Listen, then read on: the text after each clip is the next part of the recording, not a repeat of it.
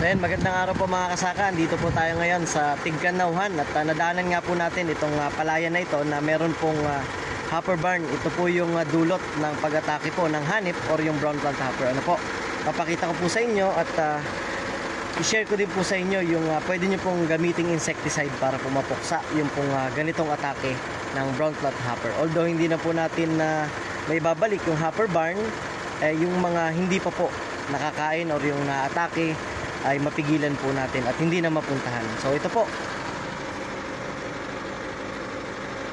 So yan, dito po tayo sa Tigkanawhan at ito po yung hopper barn.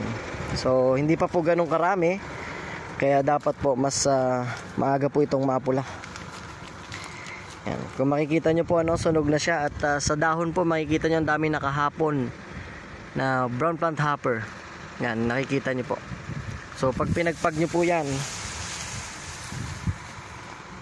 yan, hanggang dun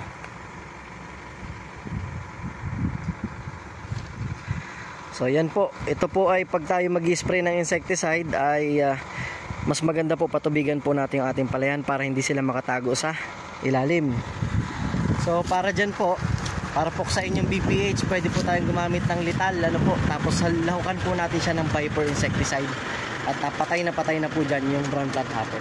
Ang pag-i-spray po, wag masyadong mabilis. Mas maganda po ay parang padilig na siya or mabagal para mas patay po siya. Kasi yung iba po dyan ay nasa ilalim. Ano po? So yun po, sana po ay nakatulong. Happy farming po.